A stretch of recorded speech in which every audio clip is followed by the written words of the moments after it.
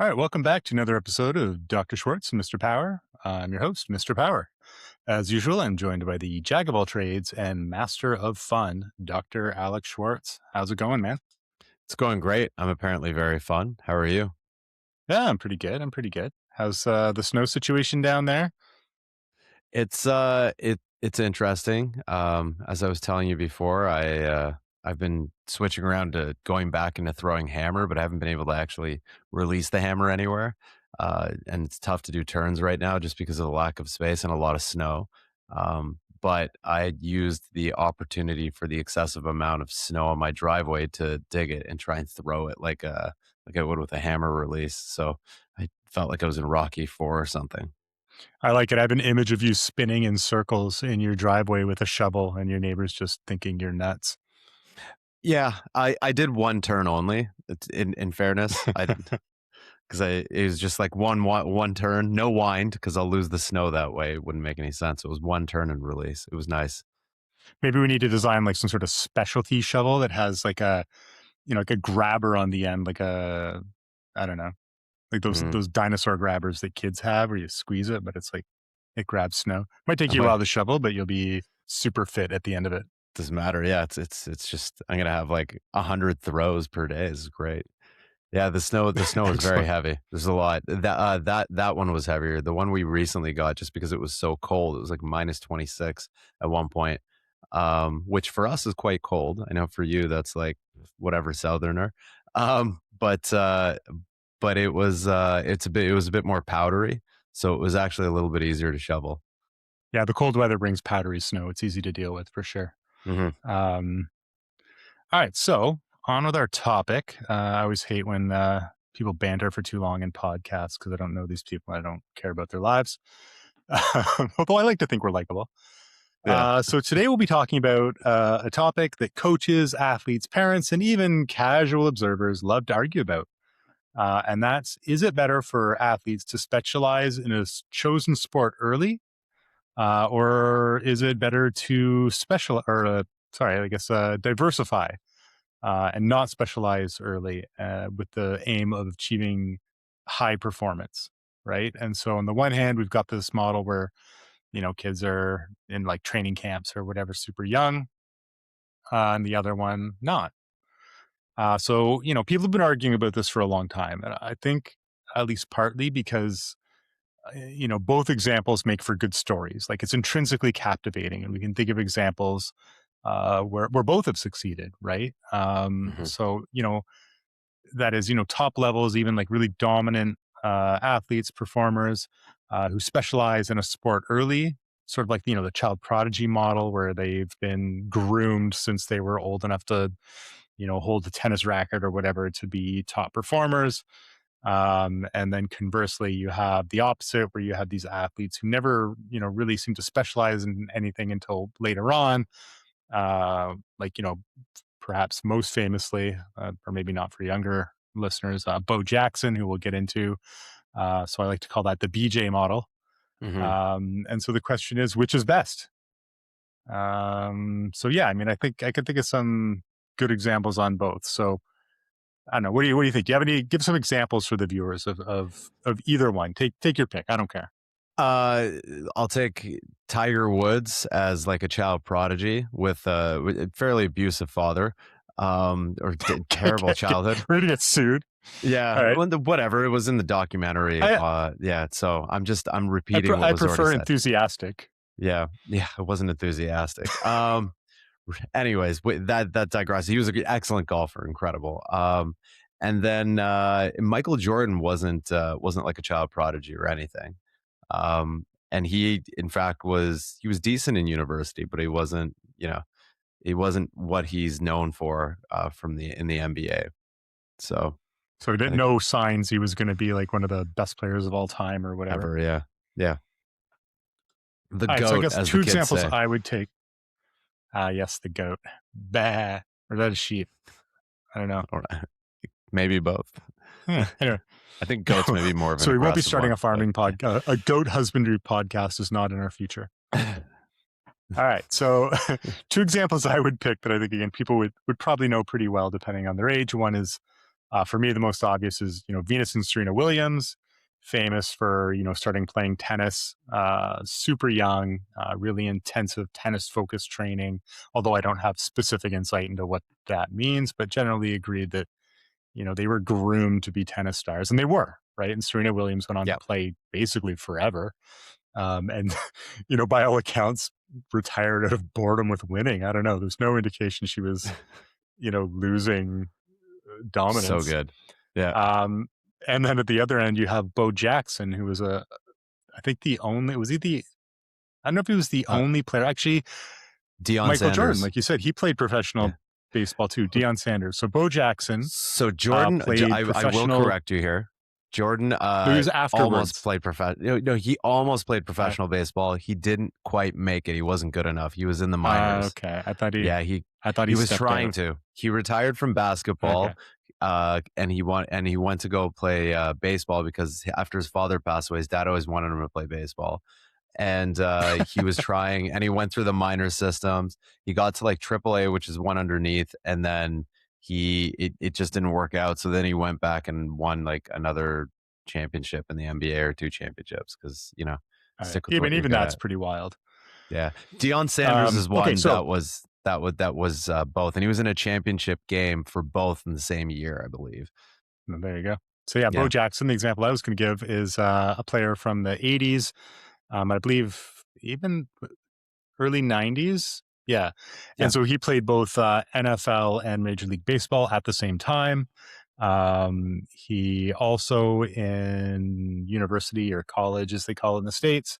I think he ran like a 10.3 100 meter, which is like wild, right? Like 3 seconds or 10.3 seconds, which again, for those who don't follow track is a great time for a guy who, didn't specialize as a track athlete. So there's a guy who never specialized, right? Like he just, until Yeah. he had like a fairly devastating hip injury, just kept playing both.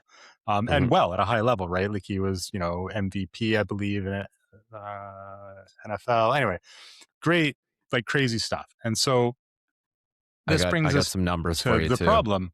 Yeah.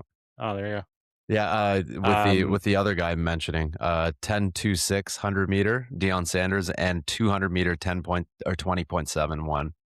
All So great times. also, Like these yeah, would get great you to, times. Yep. national level sprinting, right?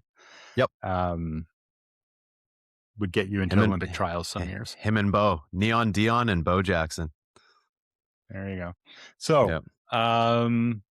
so where are we left with, right? So if we just go by anecdotes, there's really good ones, really compelling ones on both sides, Hmm. right? Like you could go back and forth on this all day because you can always be like, okay, what about this example? And so science to the rescue.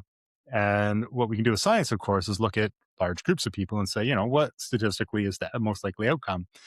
And so this wasn't possible before, really, because, the data didn't exist. And so, there's these two main camps. It's the early deliberate practice model, which is, the like intensive focus on one thing. And then there's the developmental model. And so these are the two sides we're arguing, like which wins. The developmental model is the do lots of different stuff, don't specialize until later. Hmm. And so in the past, like I think since 2016, 17, there's been a bunch of data sets that have become available that have allowed researchers to actually look at the question in a way that isn't just, going back and forth with, analogies or cherry picked examples. And so this caught my attention. It was an article in The Economist that I believe I sent you. And it Hmm. was a paper that came out in Science in December. And so this group looked at, these data sets to look at, which works better, right? And it turns out, I read this paper, I went back in the group, some of their older papers, and they've been looking at this question for a while from a few different answers. And they've done a few, meta-analyses on these data sets. And so we'll talk a little bit about both of them, or two of these papers, and then discuss it because it's pretty interesting. Um, so yeah, again, to reiterate, we're talking about this purposeful practice. Like, you think of the kid who like just does nothing but, football or baseball or hockey from a young age. And the parents are like, in my mind, it's always just like drilling them well past where it's fun. And then the other side, you got kids who don't specialize, play lots of different stuff, probably have more fun doing it. Although you could also take that model and suck the fun out of it if you really wanted to. Yep. And we're saying, okay, well, what does the research say? So the first paper will actually go back in time, not to the one that caught our attention. And it's a paper that came out in 2022. And so the lab or the group that published this, the authors are Michael Barth, Arne Gulick. I don't know. There's an umlaut in the U. Gulick. Brooke McNamara and David Hambrick. So this was the title of the paper was Predictors of Junior versus Senior Elite Performance Are Opposite. A systematic review and meta-analysis of participation patterns. So they looked at 71 studies, right? So they pooled the data from 71 studies. That's what a meta-analysis is. It's like you pool all these different results and you come up with one sort of result that has greater statistical power. This captured like 9,241 athletes. The time period was like 1998 to 1998 to 2020. They caught all the athletes from all the continents, even Oceania, which gets left out. I'm not a geologist, but I guess it's a continent. Yeah, because it would include Australia, so that makes sense. I Yep. always thought it was a funny continent name. Yep. 67% of the population was male, 33% was female. So, there's a male bias, but given the size of the number, that doesn't concern me. Like, 33% of 9,200 is almost 3,000. It's about 3,000 women. So that's a good size. Yep. And this is from, NCAA performances, world championships, Olympics, regional and continental championships. So you think of Pan Am Games or European championships. Types of sports, again, runs the gamut: basketball, soccer, tennis, judo, wrestling, fencing, weightlifting, athletics, rowing, swimming, all these things. So many. All right. Yes. So the big takeaway is that those who specialized early tended to dominate at the junior level, Mhm. junior national level. So this supports this, like, the intense, like if you just took that, you'd be like, okay, you look at junior nationals or you look at junior international competitions like world championships, and the people there or the kids there, or they're typically under 20, so not necessarily kids, but these athletes are typically athletes that specialized early and they specialized hard. Like they, intensive training, often at special schools that prioritize sporting, and that's who they saw in this. Mhm. And do you remember, Alex? I don't know if you read this paper. I don't think so, but um, they said that the performances are opposite. So can you guess who's in the senior level at the highest level? Who's competing more? None of those people? Like, none of Not the none of them, well, very but few they're of them. I think underrepresented. like Yeah, 10% or they're something? underrepresented. Yeah. Yeah, yeah. So it was like this big drop off, right? And so Mhm. what ended up happening is the people who are competing at the international level, or professional level, if it's something like Major League Baseball or something that tends to be largely confined to one country or one region, they're not the same people. No. So that's pretty interesting. So that was their first Mhm. meta-analysis, and so what they found was early specialization seems to bring you to an early peak from which maybe there's no recovery, right? Yeah. Um, but then the people who were competing at the highest level, as adults or as seniors, they they they weren't those same people. And in fact, a lot of them, or it seems the majority of them, didn't show any signs that they were going to be like, among the best in the world. Mhm. Like they frequently performed well. Like it wasn't like the kids who were, finishing last in race all the time. Like they were athletic enough, they were active, they were doing these sports in a competitive setting, but you wouldn't have picked them. In fact, most of them weren't picked by these identification programs to go on to be, top players. So I don't know, I thought that was pretty interesting. It is interesting. I mean, like we've said, we can think about examples from both sides of it, but Just look at world records for junior athletes and senior athletes too. Um, if you would usually expect that if the junior development thing and the early specialization was something that created, dominant athletes, or as we'll talk about, academics, or any other kind of discipline, you would expect that with kind of those records would be consistent throughout, where you'd have junior records matching with the senior records are the same names in the same areas, but it's not at all the case. Yeah, you don't see that. And I think, for me, I look to weightlifting and by and large, with some exceptions, it isn't the same people, No. and it's, there's certainly not a confirmation bias, but there's a bias when I think about it. And I can think lots of instances where you see these young athletes coming up and people are like, oh, this, so and so is performing at this level and they're only 19 years old, 20 years old. Yep. Um, you know, who knows what they'll achieve? And often they just don't, They don't. They fizzle out. like it just Yeah. doesn't.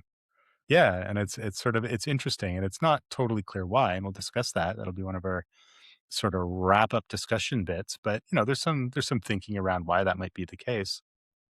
But it is interesting. Um, and I can think of so I don't know. I can think of actually lots of examples, and it's easier to think of examples easier, I think, to think of examples where the, early intensive training doesn't pan out because I think they stick out in your head more. Yeah. Like most of us didn't, undertake early intensive training. Like most of us didn't go to sports schools. Most of us weren't, identified at an early age and then sent off to some camp. No. So you remember the kids who were, right? Like you remember people who were, going to be everyone thought was going to be great, Yep. or who at least were treated as though this was the path to becoming great. Um, and I can't think of any of them who are now famous athletes or famous academics or famous whatever. No, they, All right, so I would joke that a lot of stars in 2025 high papers. This school is the one and, that came. sorry, I think I'm lagging behind you quite a bit. Yeah, I think you're good now, though. All right, so we're back at it. Sorry, gentle listener. So it's going to jump ahead to the 2025 paper, and this is the one that came out in the journal Science, which, for those who don't know, is a pretty prestigious journal, very high impact factor. So if you're an academic and you publish in that, it's great for your career. And so this was in December, just a little while ago. And so this paper is actually pretty fun because they don't just look at athletes. They put together, a whole bunch of data sets where they found fields or topics that they felt were well, both that there was data on and that it was easier to quantify. So chess was one of them, right? Because chess has this, standardized, scoring system that if you're competing in chess carries on, follows you through your career. And chess is well known for lots of, sort of very high performing young people and kids who get into it at an early age. They also looked at academic performance, which they measured as, people who won Nobel Prizes versus, people who just achieved high levels of academic achievement. So I don't think there's anything in there about people who were just given Nobel Prizes after someone else received it. But um, I think the data set's a little too old for that. So we'll It's a see special if they category. do a follow up. Yeah. Yeah, if there's a follow up on that. Okay, so musicality, that was another one. So people who achieved high level of success in musical fields, producing large volumes of work or work that was well recognized. And yeah, so they looked at all this stuff. And what was interesting is the result was basically the same across the board. And sorry, I missed a piece of this. So they didn't just look at performance. This was for people who were identified young by, through talent identification processes and then streamed into intensive programs. So you think of schools you have to try out for in music, or sports camps that you have to try to get into, or um, here there's a lot of people who, like where I live, there's a lot of people who send their kids out of town to essentially live at a hockey school. So Hmm. that kind of thing, right? So you get these kids who show some talent, they get into some prestigious school that emphasizes either specific academic principles or chess or sports or whatever, and they compared that to people who didn't. And so people who just had a more general, broad, dare I say, normal approach to life, education, sports, and all of it. Yeah. Do you want to go through some of the stats on this one? Because I know, we both had a look at this paper. Yeah. So, um, basically, looking at the effects of enrollment in talent development programs, like you talked about, the paper showed that 82% of junior international athletes do not reach senior international levels, which is a pretty high number. 72% of senior international level previously achieved junior international level performance. Or So didn't, right? The there senior. didn't, Okay. sorry. Yeah. Yeah. Sorry, didn't. And for the most part, they're just distinct groups. So it's almost like the top 10 junior performers is a list of who won't be top 10 senior performers. Now, it's not quite true, because we know we know the counter example, but they're very distinct lists. So you know, early participation in talent development programs was negatively correlated with peak senior performance, uh, and it seems that early diverse experience, including things like you talked about, unstructured or even uncoached play, was positively correlated with highest level of performance. So it's like, if you, I don't know, the way I picture this is, or it's hard not to read into this that, early specialization actually holds back top performance. And this is, sort of the conclude. They don't say it as, I guess, actually, that's pretty strong language. They do in the paper, but Hmm. it's like the participation in these intensive programs actually holds people back, and not just in sports, but this was across academics too. So, kids who were funneled into, chess intensive schools, which I guess is a thing. Yeah, I apparently. like chess, incidentally. I don't think anyone would ever have identified me as a prodigy, and I'm still waiting for my big breakout chess career. I've been extremely diversified in my training, spending many, many hours not playing chess. So I'm hoping that like ultimately, like backgammon, parcheesi, even checkers. yeah, I mean, card games, never mind. Yeah, Or like just like reading completely unrelated books that have nothing to do with any kind of game. yeah, So yeah, I think that's going to make me the ultimate super chess player. Is sort of this is what I'm taking away from this. good, good. That's exactly what Um, you should take away yeah, from it. it's definitely the lesson. Yeah, If the researchers are listening to this, and yeah, they like definitely are, I think they'll be happy with that interpretation, that extrapolation of their work. yeah. You should present at congresses for them. I will. Yeah. All right. So why is this happening? Right. And why is it such a consistent result? I think that's an interesting question. That's sort of where we should go with this, like in terms of a discussion. And I think the researchers presented some ideas in their paper, and it wasn't all their ideas. Like this isn't brand new. This is something again that's been kicking around a while. They're just the first to pull it together in a really nice meta analysis. Hmm. Yeah, so we don't know that, but we don't know the exact explanation, but there are some decent explanations. What do you think about like early puberty? Like because that's something they raise. Well, those who hit puberty early or have an early birth date in the year, like in January or February, they get an early advantage, especially with younger kids. So anyone with kids who plays sports or anyone who's coached kids in the 9 to 14 year bracket has seen this. There's like those monster kids who develop early and just look comically adult next to the kids that haven't started developing yet or hitting puberty. So I think with puberty, that's sort of one of the things that they talk about. So were you one of these giant kids? Because that's kind of how I didn't know you when you were like 12, but you're a big guy. Were you always big? Like, did you really stand out among the 12-year-olds?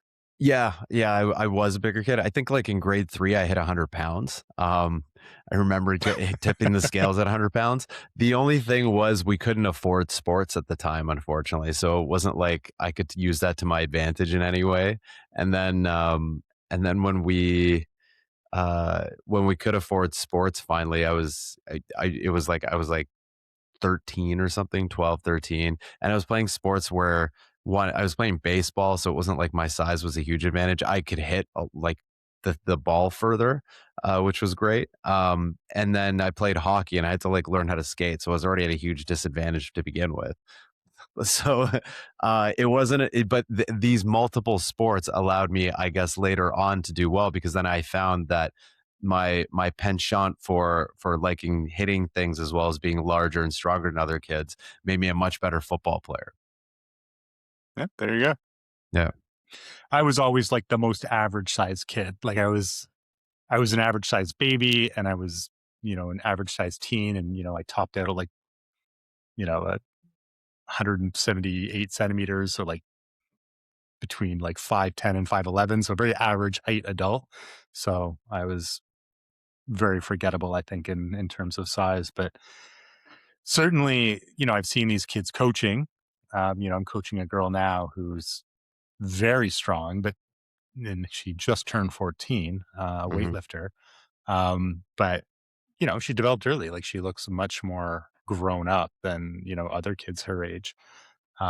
Similarly, so my daughter used to do judo when she was younger, and there was this one kid there, and he was 12, and he was just like one. He was built like a brick, so he was like 5'10", but he was like so broad in the shoulders and like incredibly strong. Like it was really, I thought he was in the wrong group, and he was just kid was huge. He was scary. So I don't know what became of him, but yeah, he was a monster. But in a few years he would have been, squared up against kids his size towards the end of puberty when there's, the people who are going to be big adults are big and he just would have been another big guy in a big weight division, right?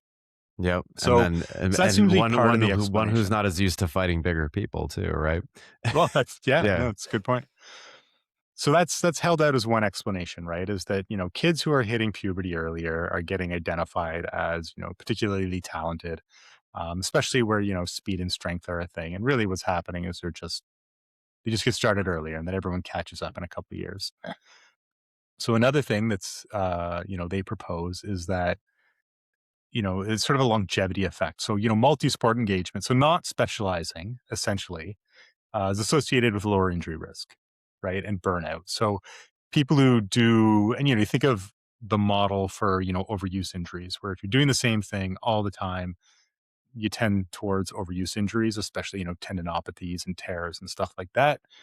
Yep. And so if you're getting hurt young, um, yeah, it's hard to go on to like especially if it's either catastrophic or an injury you can't shake. It's hard to go on to be a top level player when you're always dealing with this injury at 17, 18 years old. And so that probably goes some way towards explaining this effect too. And that's that the kids who have this intensive early participation, like they don't last, right? Like they're just Yeah. you wear them down and they get injured and then they get discouraged and they're still kids. Like Hmm. we're gonna I know. manage their whole life around these things. You shouldn't be. And they just drop out. I think They that stop was called participating. the limited risk hypothesis. Yes. Is Yes, what it they was. called Well it. done. Yeah. Um, all right. So the next one is the search and match, which I'll take. And then why don't you talk about the varied learning experience, which I actually think is the most compelling. Um, Yeah. so they also propose a search and match hypothesis. And this is something they borrow from economic theory, neo-economic theory. So basically the idea is that if you're doing a bunch of different things, you're more likely to fall into the thing that, you're best suited to doing. The only thing with this theory is if you have, in mind some sport you'd like your kid to do, or the kid already has for, whether it's cultural reasons or economic reasons, decided what it is they want to do, this doesn't really help you in that respect. This is like a No. retrospective. You can look back and be like, ah, yes, you jumped around sports. And you finally landed on the one that you're well suited to because yeah, you're 6'4" and you weigh, 250 pounds and you're lean. So being a lineman's a good move. So Yeah. this is sort of like a retrospective explanation saying, okay, there's a sorting effect, right? People get sorted into the bins that best suits them. Perhaps in like some sort of athletic Harry Potter-esque, although I guess the sorting hat's actually more like a parent who tells you what you're going to do. But the idea being Yeah. that, you end up where you're best suited to being. And I think that they make sense. From Yep. a trying to direct people towards a specific thing, it's not helpful. But for, people, the people themselves trying to find the thing that they're best suited to, assuming that's the goal, I think it's pretty compelling. All right, varied learning experience. Take it away, Schwartz. So this one's great. I did send this article around, discuss it with some people I know. One of them was a friend of mine who was a coach of mine, and he's also a physical education instructor. And he, off the bat, when I sent it to him and he read it, the first thing he mentioned was the varied learning experiences. They call this the enhanced learning capital in the article. Um, and Yeah. essentially, Also from economics. yeah. Well, there you go. You're the econ guy here. Um, but he wasn't even surprised, and it was specifically because of this. Basically, varied learning experiences from different disciplines. If you do lots of stuff, you acquire a broader set of skills to draw upon. You're better using your body. There's all sorts of other potential reasons. You learn how to fail in different kinds of environments and how to overcome things. And like you said, I think this is what I think they all have their merit, but I think this is one of the most compelling ones for me personally. And it's just this one also just seems like the most fun. You get to do more activities. Well, I think it's the one that squares best with sort of modern ideas around learning, like motor learning theory, right? Hmm. And it's just this idea that part of learning to do things with your body is improving. You get better at learning. Yep. Um, and this again also makes sense with respect to academics and other fields too. Like Yeah. I think of, going to university or specifically grad school. One of the real things I learned out of grad school was, learning how to learn, and how to Yeah. problem solve. It was a generalizable skill. And because you're forced, you know, not for the first time, but probably for the first time to the greatest degree to do the most amount of, unguided problem solving that you probably have up until that point. And so I think, yeah, again, I find this one the most compelling. It has the most, it comports best with, current ideas around motor learning theory. And it's something that, again, isn't like a super new idea, but I think this, and one that I've more or less subscribed to. And I have vacillated on this. I'm not going to be like, oh, I always knew this was true. Again, because you do. I know lots of good examples on both sides, right? But this is the one where this is where things have been and leaning for a while, which is, um, I suspect, why the meta-analysis came out showing that this is the current best explanation. Well, observationally too, I think like one of the other disciplines they looked at, music. This is a really interesting one too. As I'm a musician, I play music, and one of the things that I've seen and that has been commonly observed is that there's a difference between someone who's a specialist at an instrument and someone who'd be considered a songwriter, and a musician more broadly. And one of the reasons why piano is considered sort of this gold standard of music is because piano covers the bass clef, the treble clef. It covers like the wide gamut of music. So people who play piano have more of an ability to kind of jump on different instruments because it covers rhythm, it covers melodies simultaneously, and it's a hard instrument. But at the same time, when you see a lot of people who are songwriters, they're typically not married to one instrument. Whereas you see people who are like virtuosos of an instrument, they're not the ones who write the most compelling music. So there is this difference where you can have people who jump on different instruments and do different things, and people who are just Joshua Bell on violin or Van Halen on guitar or something like that. I'll say sure to both those examples. Yes.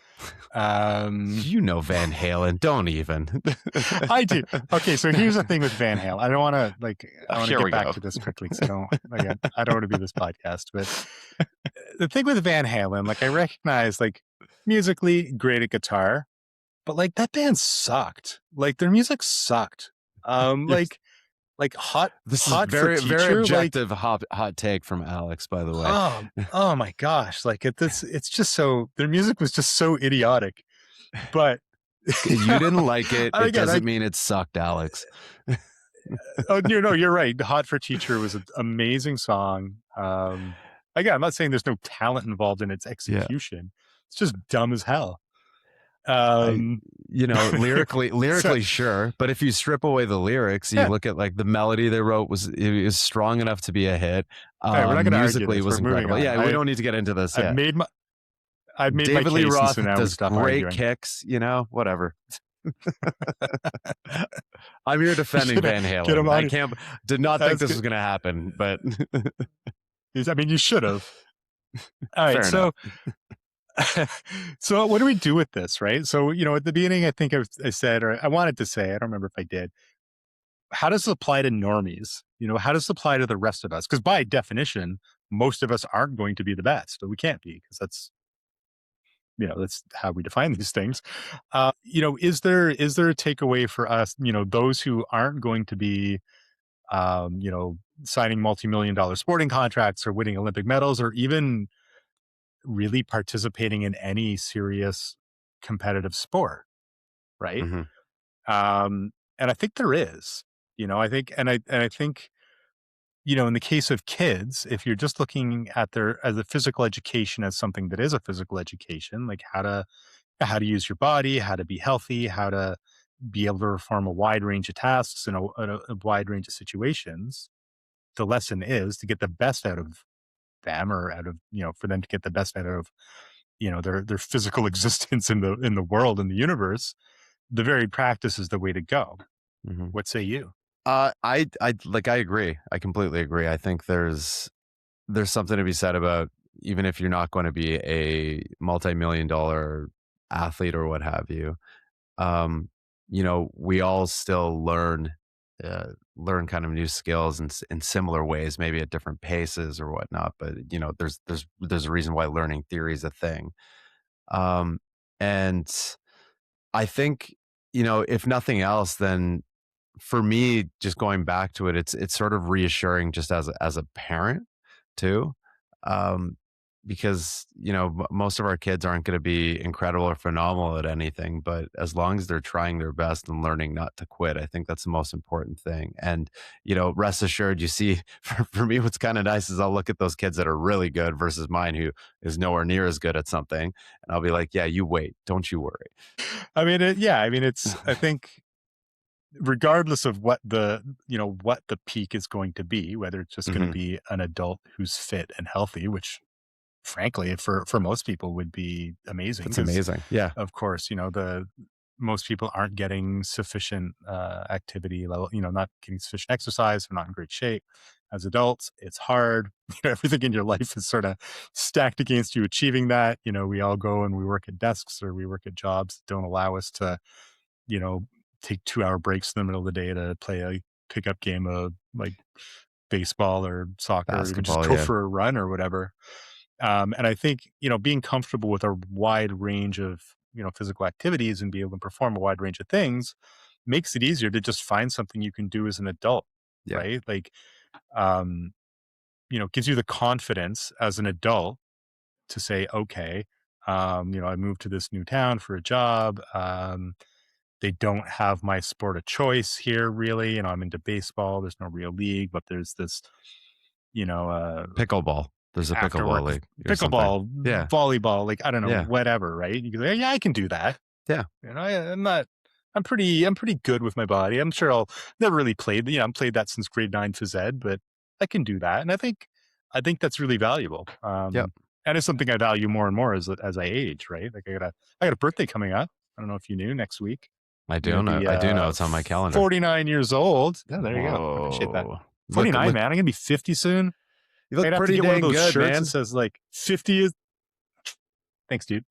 I'm Yeah. gonna get one of those shirts that says like 50 isn't old if you're a tree. Other corny shit like that. My dad had that shirt, and I remember thinking he was like so goddamn old. Yeah. Now he's just gonna give it to you. Oh yeah, I think he still has it. which, You which should go for steal it. context, he's 86. Or he'll be 86 actually, just a couple days before I'm 49, and I'm Wow. pretty sure he has that shirt still. That's I'm like 90% sure I hope he that's gives it to he you. has a 50. That should be like a An heirloom. heirloom. I'll give it Yeah. to my daughter. Oh my gosh. I was just Um, going back to what you were saying there about transfer of sport. It's actually funny. I not myself, but I think of my partner Shannon. She, she's always been an athlete her whole life, and we ended up playing in like a beer league baseball team, and she never really played baseball before, and we ended up sticking her at shortstop, which is one of the more difficult positions in baseball. And she was really good at it because like she just threw her body in front of things. She wasn't afraid and could move and was very aware. And it was just it was very obvious. It's one of these things where you just kind of these skills yeah. transfer over, and she finds it pretty easy. Well, and the confidence that goes with that, right? Like the willingness Hmm. to just like throw yourself in there, knowing that like, yeah, I can do stuff. Yep, No, I think that's undervalued.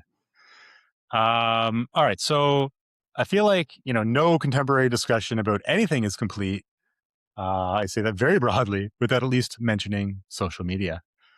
So I was uh, thinking about this. When I think actually, social media in its way, encourages this sort of early specialization. for Hear sure. me out. And it's because you get attention, right? So the example that comes to mind for me is there's a Canadian weightlifter. In Canadian weightlifting, there's this like kid, like she's how old is she now? I want to say 13. Rory Year of Van birth. Ulf. Yeah, Yeah, so we've yeah. got She's I've got 13. her results from Ontario weightlifting up here. So she'll be 13 this year. So she could still be 12 if her birthday isn't in January. Rory Van Ulf, you can look her up on Instagram. She's all over the place. Um, and there's all these videos of her doing what are like spectacular lifts for her age, like very impressive, right? Like I'm looking at her totals here that she's done in Ontario.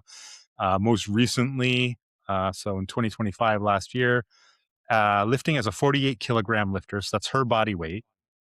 Her total was 153 kilograms. So, Wow. if we assume standard like ratios between clean and jerk and the snatch, that's going to be, yeah. So like probably like an 80, let's just say like a 85 kilogram clean and jerk and like a like 70 kilogram snatch, something like that. Right. She's a 48 And that's kilo wild. 13-year-old who's snatching over 65 kilos. That's really So, good.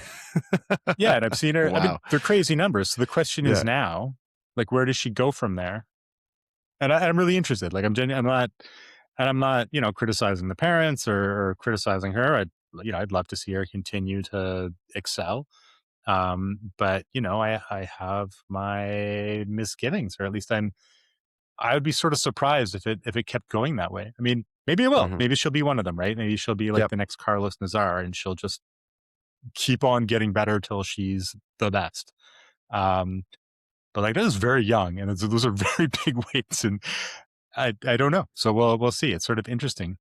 So yeah, I mean, I don't know. So where do we go from there? So early specialization in these, talent development programs seems to be like like a failure. Like, I Yeah. think that's And something we can agree on, right? I Like, think the thing with social media too is you can't really give real-time coverage to these counter examples, right? So everyone on social media is posting their best all the time. Um, it's like you can't have a bunch of kids who are playing random game reasonably well with like with a headline reading one of these decent but unexceptional kids might be the next Lionel Messi or Serena Williams. Like that's not going to sell anything. Um, I'd click on that. so would I, but you and I are strange, so we're not good examples of that stuff. Oh, you know So what it I makes me think of? Have you ever seen those like it's like a meme, I have them kicking around, and it's like a bunch of kids playing like T-ball. And it's like, the more you watch it, the more like each kid's doing something oh like none of them are I playing T-ball, right? So I the one kid love hits that the ball so and much. all the kids are just it's just bananas. The kids are I just all over the place. One kid's like chasing his hat. Like I love it's that great. video. Anyway, I know which one you're that's talking about. I've watched it so yeah. many times. It's great. Yeah. But that would be Anyway, the so time that when I would look at something like that. Yeah, yeah. Otherwise, it's typically seeing kids doing like these amazing things. And I mean, I've, there's small clips too, right? You don't see like the 40, 50 minutes it took of you coaxing them and them like crying about it to not want to do it. And then finally you get like the snippet of them doing it. And it's just like that gets posted, but the rest of that time did not. So, well, I think we've I don't know if we ever mentioned this on the podcast before, but I think back to when um, you were playing for the University of Ottawa, and the one coach, he was training his kid, who was, I guess, at the time probably like 12 or 13, mhm. to be the next big quarterback or whatever. And for his age, the kid could like rifle ball. Like they didn't go Yeah, super far because he was little, but they were super precise and like. But dude talked to that kid like a drill sergeant. Like there were times I thought he was going to cry, and he was just like on the sidelines messing around while we were, coaching. yeah, And it was, it was something else, man. Like he treated that kid like a NFL prospect dude screwed up when he did something wrong. Like it was crazy. Um, yeah, like when I think of like shed tears, that's who comes to mind. yeah. Um, so the other thing I think that is a interesting takeaway is I don't see any reason why this wouldn't apply to adults too. Mhm. Like just as in term, not in terms of hitting some peak performance level, but that there's this additive benefit to participating in a range of things over your life. Like to keep Yeah. on trying to learn, different activities, different kind of physical skills, start new stuff. You don't, it's not like you hit 25 and it's like, I'm locked into the specialization. Like, no, take up a activity or a sport or, whatever at any time. It's good for you. It'll probably benefit you. It's good for your brain too. Whether it's, yeah, whether it's physical Yeah. activity or something academic or Mhm. just like a new hobby. It's, learn, I don't know, take up music at like 49 or whatever. All right. So I don't know. There's some outstanding questions, I think, in this, right? I'd like to see the research go. I mean, I think the first one that comes to mind for me is like, okay? So one thing we didn't sort of mention, like all these examples, at some point, people did specialized to Yeah. greater or lesser degrees. So how much? What's the optimal amount of generalization versus specialization? How Mhm. long do you push like a general agenda? When do you specialize? Because there's also truth to the jack of all trades, master of none. Not many, when you think of not many sports, even something like the decathlon is really only a pretty short list of skills, Yeah. honestly. No one's gonna pay you to, or maybe actually, I don't know, maybe some sports they do now with the, professional fitness leagues. But, most things aren't gonna pay you to be a professional generalist. And even Yeah. academically, like, not many people get paid to be like a little good at a bunch of things at work. Mhm. Um, what kind of engineer are you? Well, I'm like okay at a few things. Like, you're not gonna be Yeah. allowed to I design dabble anything. in aerospace and fluid dynamics. A little bit of electrical engineering, a little bit of Yeah. mechanical. Like, yeah, you don't want that person designing things for you. They're gonna be Yeah. like, it's gonna be dangerous, right? So it'd be interesting to see if there's any way to, I don't know, like optimize it. If this is an optimization function where you've got these two parameters, how Mhm. do you navigate that? Is there a systematic way to say, okay, this is enough? Let's specialize more. I mean, it's interesting. I was talking about this with you too in track and field here in Canada. I don't know how they do it in other programs, but from what I've seen with the junior development programs, they typically do the run, jump, throw program, which is it's the opposite of specialization. They're just diversifying their skill set, learning how to do all of the basic fundamentals of track and field until around maybe 12, and that's when they start doing junior development. Then it might have changed, but from what I've observed when I've been in track, that's sort of been the case. And I don't know whether that's backed in science or whether that's just something someone decided, or kids are just more coachable at a certain age where they can focus and specialize, and otherwise it's just good to keep them good at everything, and then they can find what they like, or you can identify who you know. that really tall, like, strong kid who's throwing something far isn't going to be a 100-meter, runner, probably. Yeah. So yeah, that was the model that was like when I was coaching track and field, which was a while ago now. Mhm. That was certainly the model that was, taught in the coaching courses and stuff that we all had to take to be insurable that everyone promptly forgot. Um, but that was that was that was the model, and I don't know how much it's changed. I know that well, I do know. I mean, I know that the NCCB program, which is a national coaching thing here in Canada, still subscribes basically to that. They don't give specific timelines for when you should specialize, and certainly this data set and these meta analyses suggest that it should be later. Yeah. Like it shouldn't just be like you hit puberty, you start specializing. So I would tend to think that it's well into puberty, you should still be generally diverse in your activities. Certainly not overly specializing if you're willing to subscribe to this. And I think you would be foolish to dismiss this data because it's a pretty good data set. Yeah.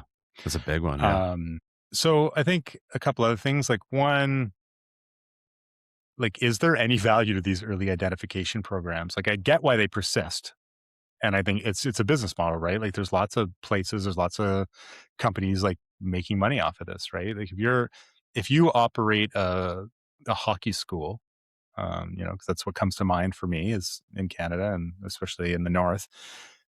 You're not going to look at this and be like, "Oh, good, let's like let's stop, Yeah. selling our specialty is And do fun camp. and do fun camp. Let's do Yeah. like a general sports camp that still does plenty of academic stuff." Um, because my understanding is that the academics are definitely not the strong point of these schools, right? N These are no. this is to teach kids hockey, not even general things, but hockey. Hockey. Um, and I would suggest this is a bad idea, even if your goal is to have like a kid who's great at hockey. Like they'd be better off not. They'd be better off, they need some, they need to develop their skills. They should learn hockey still from someone competent, but maybe 3 days a week is plenty. Like if they're playing hockey 3 days a week, 2 days a week, and doing a few other things, but still learning skills along the way, long term, it looks like they're going to end up with better skills by not, overdoing it in the long term. But yeah, if you're selling yourself as the specialist, that's not a great pitch. Well, That's it's so like funny. I know they have this with they have this with every sport. I know they have this with football, and I go back to this close friend of mine who who started playing football in university because the hockey team was full that year. So he walked onto the football team. And then like 3 years later, he's playing in the CFL, and he'd never played football before in his life. And granted, he yeah, was very fast and gigantic, but but it's one of those things where he'd been playing different sports his whole life. Again, soccer he was really good at. I made him play intramural soccer with me, which was hilarious. Um, but it's one of these things where you look at examples of that over and over again, and then you think of sort of research like this. It does throw it in the face of this kind of business model. And obviously, if you're somebody like you said who doesn't who's running these businesses, maybe this isn't the pitch that you want. it's probably not going to appear on the front page of your website. No. By the way, this is pointless. Give me your money. P.S. Don't bother calling us.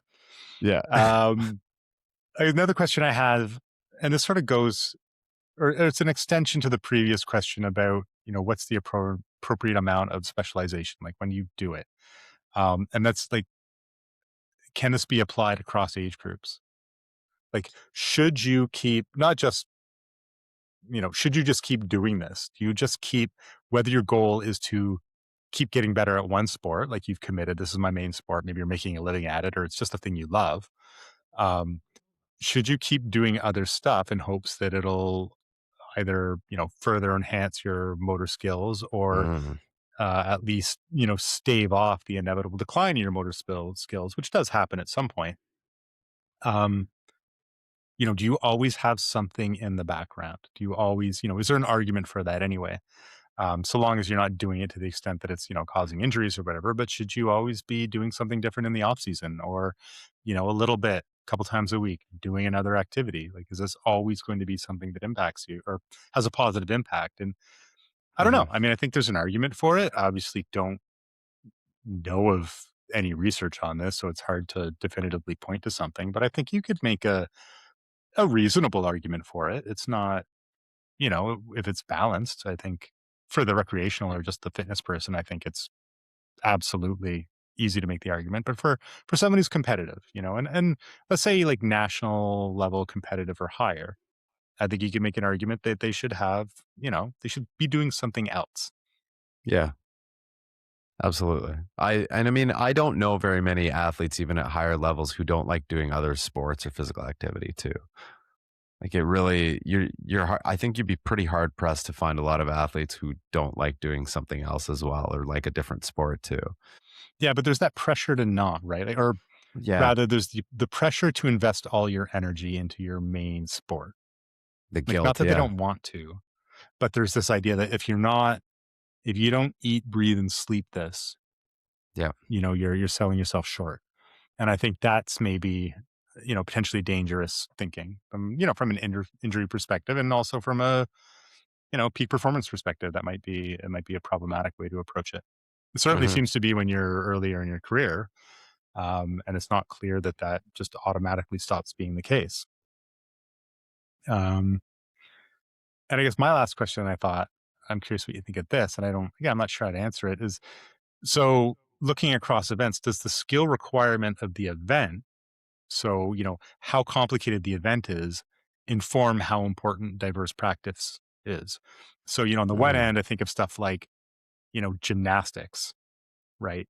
Pole Or like vault. basketball, super high skill component, right? Like this is very wide range of skills. They're all super hard. No one can do this recreationally. Like Yeah. it's just this impossible thing, right? So it's easy to see where developing like a broad range of motor skills, like yeah, of course, right? This makes sense, even though incidentally gymnastics is probably one of the worst offenders for early specialization, or at least it was historically. I think that's become a bit less the case. But Hmm. then you contrast that with something like marathon running, which, while challenging, is very low skill. Like there really isn't, I know Yeah. there's running technique and I mean, I coached track for years, but it's not that skilled, right? And so No. does that inform the level of specialization or the impact specialization would have?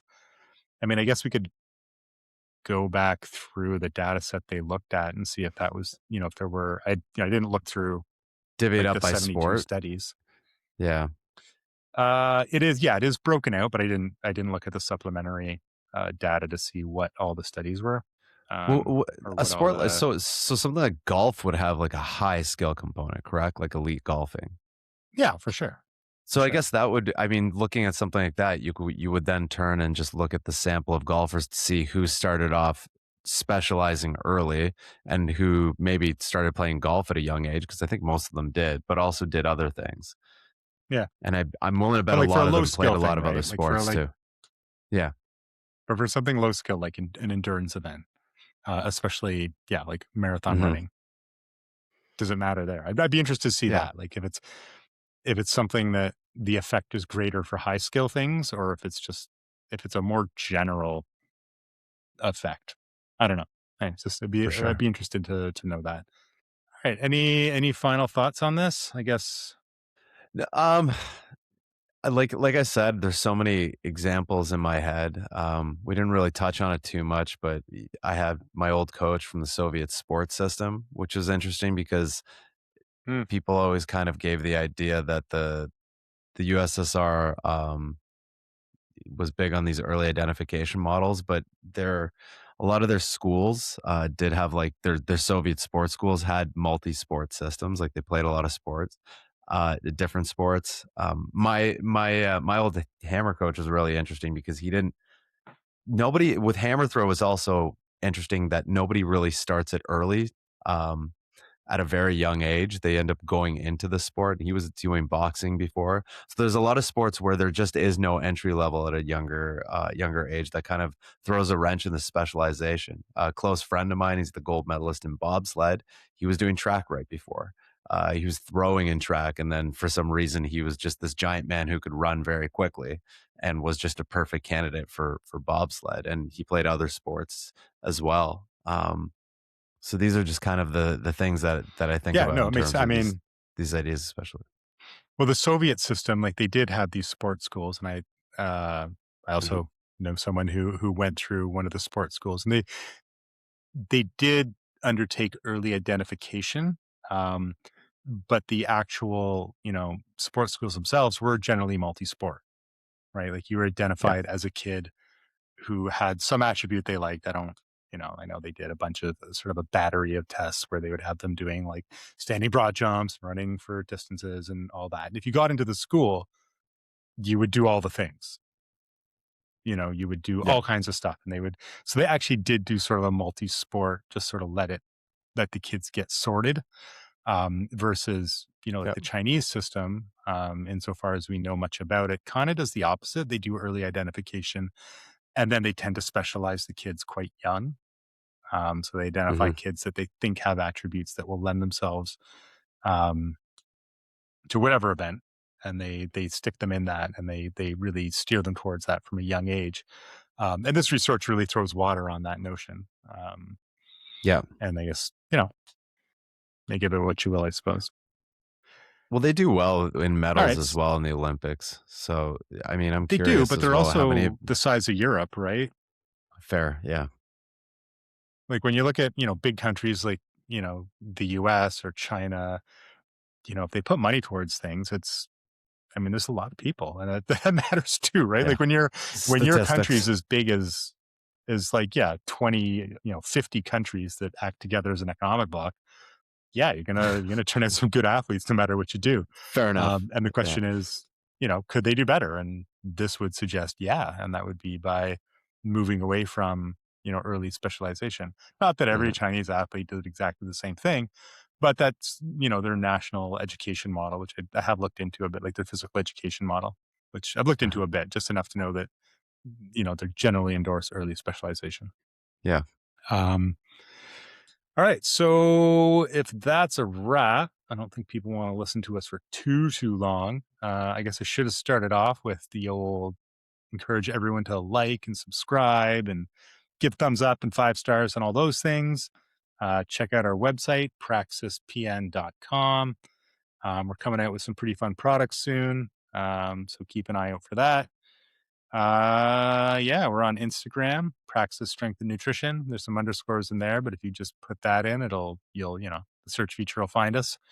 Watch us on YouTube, listen to us where you listen to your podcasts. Um, Tell your friends and family about us. Play this as the dance at your wedding. Funerals. Play it at Yeah, whatever. funerals. Funerals. Yeah, play it at funerals, whatever it takes. Whatever it Mhm. takes to make us the number one podcast on Spotify or any other platform in the universe. In the universe, yeah. The universe. All right, cool. So thanks everyone for listening. Schwartz, thanks for coming out. And Power. we'll do it all again in a week.